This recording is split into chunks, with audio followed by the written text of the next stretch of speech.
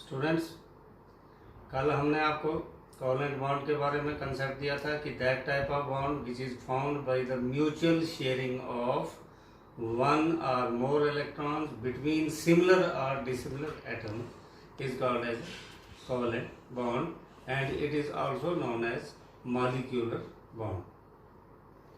It is non-ionic as no one loses or gains atoms, there is just sharing.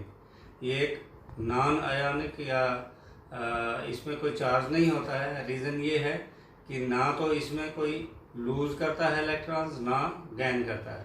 अगर एक जोड़े की sharing हो मीन्स एक एटम का एक और एक दूसरे एटम का एक, तो शेयरिंग एक जोड़े की हुई तो सिंगल बॉन्ड बनेगा. If there is sharing of two pairs, double bond, and if there is pairing of three pairs, that is triple bond. Today we will discuss ionic bond और इलेक्ट्रोवैलेंट बॉन्ड. कोवेलेंट बॉन्ड में मैंने आपको बोला था कि एक important point है, that is mutual sharing, और मैंने आपको हल लगाने वाले बैल की एग्जांपल दी थी, अगर आपको याद होगी. अब क्या है कि किसी के पास एक या एक से ज़्यादा एक्स्ट्रा है, अगर वो लूज करते हैं तो उस को भी बेनिफिट होता है और दूसरे को भी बेनिफिट होता है. तो क्या होता है कि एक एटम पूरी तरह से एक या एक से ज्यादा इलेक्ट्रॉन्स लूज ही कर देता है और दूसरा गेन कर देता है. तो there is complete transference of one और more electrons from the outermost orbit of one atom to the other atoms. There is complete transference. For example, ये देखिए हमारे पास this is sodium and atomic number of sodium is 11 and atomic number of chlorine is 17.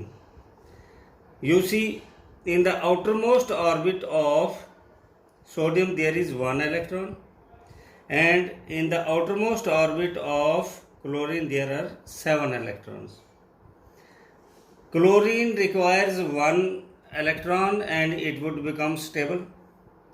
If it loses one, ये shell खत्म हो जाएगा और नीचे वाले में 8 हैं, ये भी स्टेबल हो जाएगा, ये भी स्टेबल हो जाएगा. ये लूज करेगा एक, मतलब ट्रांसफर ही कर देगा, दे ही देगा उसको. कोवेलेंट में शेयरिंग थी, यहाँ शेयरिंग नहीं हो रही है. और देखो क्या हो गया, यहाँ था 2 8 1, इसने एक लूज कर दिया, ये बन गया 2 8, और ये था 2 8 7 और ये हो गया 2 8 8.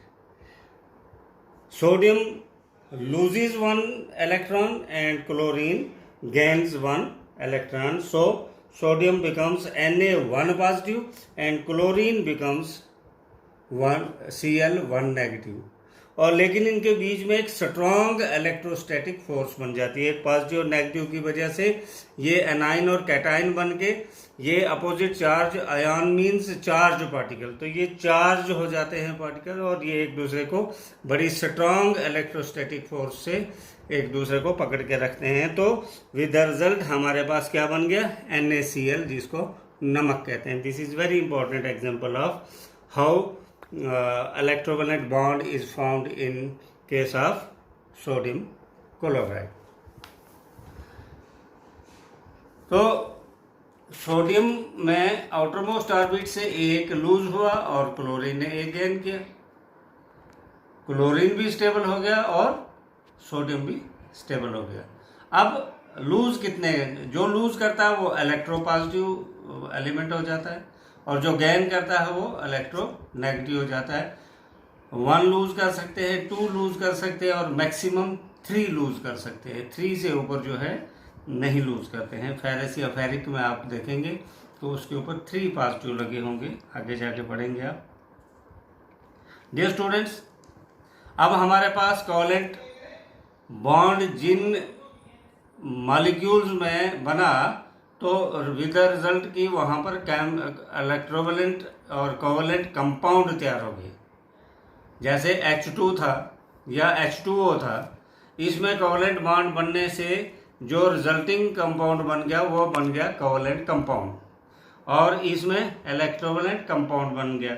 मैंने एग्जांपल्स आपको दी थी कोवलेंट कंपाउंड्स की, जैसे मीथेन है, कार्बन मोनोऑक्साइड है, हाइड्रोजन है, H2O है, और इलेक्ट्रोवलेंट में सबसे बड़ी एग्जांपल हमारे पास अभी आ गई NaCl, NaBr, sodium bromide, sodium fluoride वगैरह वगैरह। अब इलेक्ट्रोवलेंट बॉन्डिंग से इलेक्ट्रोवलेंट कंपाउंड तैयार हो गया, और कोवलेंट बॉन्डिंग से कोवलेंट बॉन्ड तैयार हो गया।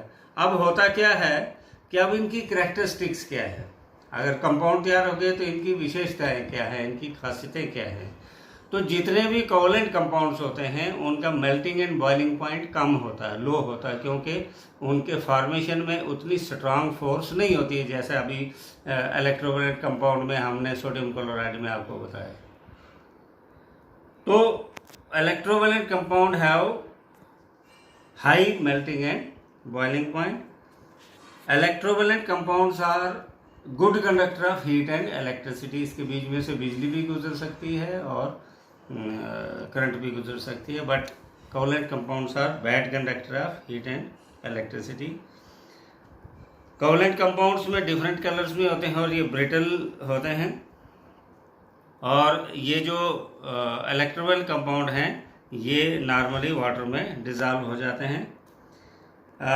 Covalent compounds are combustible, volatile and produce heat on burning. Covalent compound जो हैं ये वेपराइज होने वाले होते हैं, वोलेटाइल होते हैं पेट्रोल की तरह, पेट्रोल लाइक स्मेल भी होती है, ये जल भी जाते हैं, कंबस्टिबल भी होते हैं। लेकिन ये जो इलेक्ट्रोवलेंट कंपाउंड हैं ये जो है इतने ज़्यादा कंबस्टिबल नहीं होते हैं।